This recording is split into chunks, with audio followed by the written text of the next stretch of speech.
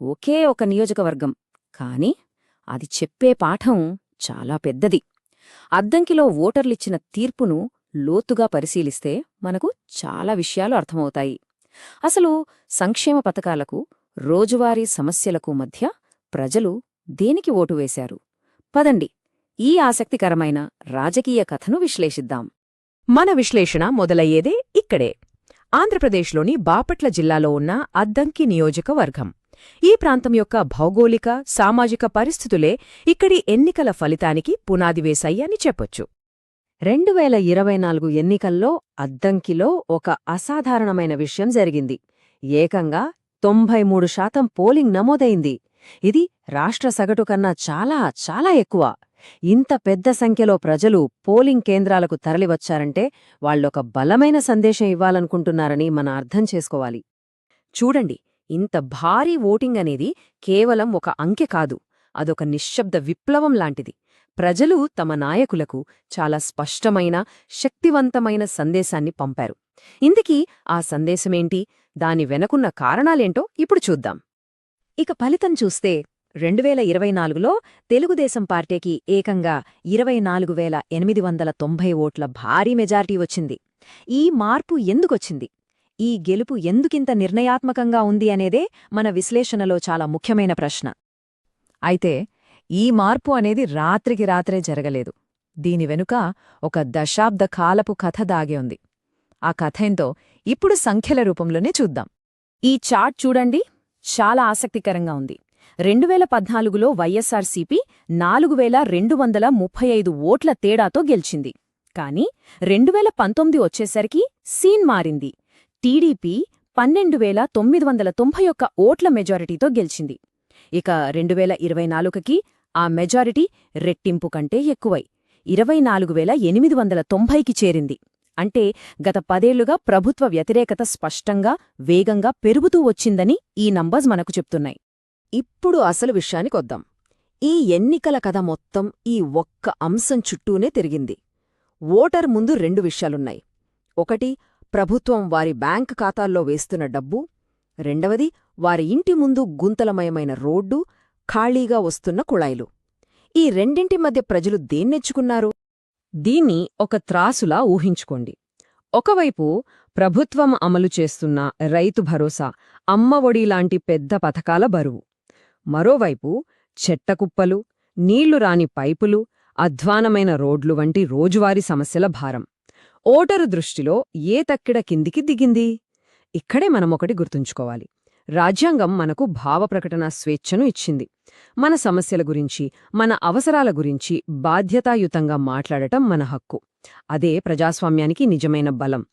చివరికి సమాధానం చాలా స్పష్టంగా ఉంది.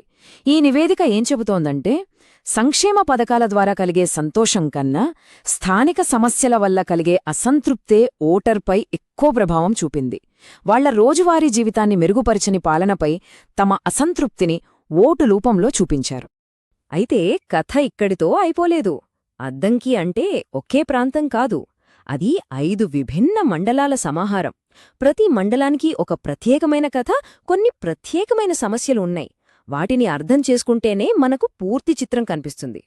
ముందుగా అద్దంకి పట్టణం తీసుకుందాం. ఇక్కడ ప్రధాన సమస్య తాగునీరు మరియు పారిశుధ్యం.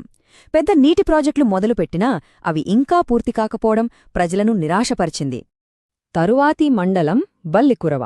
గతంలో జరిగిన కొన్ని సంఘటనల వల్ల ఇక్కడ శాంతి భద్రతలు ఒక సున్నితమైన అంశంగా మారింది. దీనికి తోడు అధ్వానమైన రోడ్లు, ఇతర పౌరసేవలు కూడా ఇక్కడి ప్రజలను ఇబ్బంది పెడుతున్నాయి.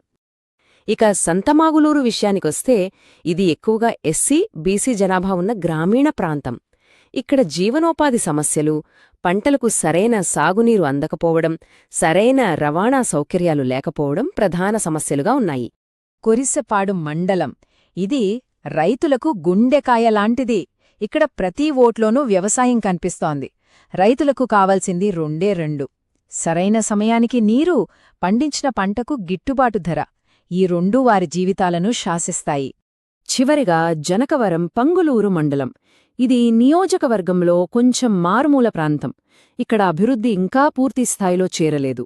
రోడ్లు, వైద్యం, విద్య ఇలాంటి కనీస సౌకర్యాల కోసం ప్రజలు ఇంకా ఎదురుచూస్తూనే ఉన్నారు.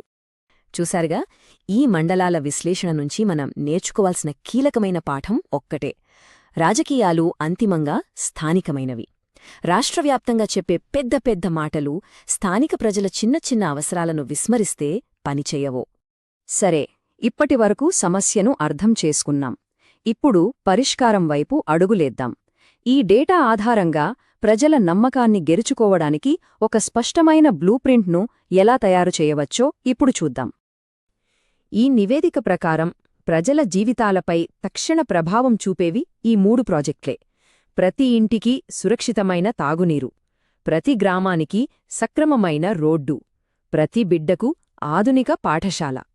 ఇవి కేవలం ప్రాజెక్టులు కావు, ప్రజల ఆకాంక్షలకు ప్రతిరూపాలు. ఈ నివేదిక ఒక శక్తివంతమైన వ్యూహాన్ని ప్రతిపాదిస్తోంది. దాని పేరే చతుర్ముఖ సిద్ధాంతం. అంటే గెలుపుకు 4 స్తంభాలవసరం. కేవలం సంక్షేమమిస్తే సరిపోదు. దానితో పాటు సామాజిక సమీకరణాలను అర్థం చేసుకోవాలి, ప్రజలు నమ్మే అభ్యర్థిని నిలబెట్టాలి, ఇంకా ఓటర్లను పోలింగ్ బూత్కు తీసుకురాగలగాలి. ఈ 4ంటినీ సమన్వయం చేసినప్పుడే విజయం సాధ్యమవుతోంది. కాబట్టి ఈ మొత్తం విశ్లేషణ నుంచి మనం నేర్చుకోవాల్సిన కీలకమైన పాఠం ఒక్కటే: పెద్ద పెద్ద వాగ్దానాలు చేయండి, తప్పులేదు. కాని ప్రజల రోజువారీ జీవితంలోని చిన్న చిన్న కష్టాలను తీర్చడం మాత్రం ఎప్పటికీ మర్చిపోవద్దు. ఆ చిన్న పనే వారి నమ్మకాన్ని గెలుస్తుంది. ఇక్కడ ప్రజల నమ్మకాన్ని గెలవాలంటే వాళ్ల వ్యక్తిగత సమాచారాన్ని కూడా గౌరవించాలి.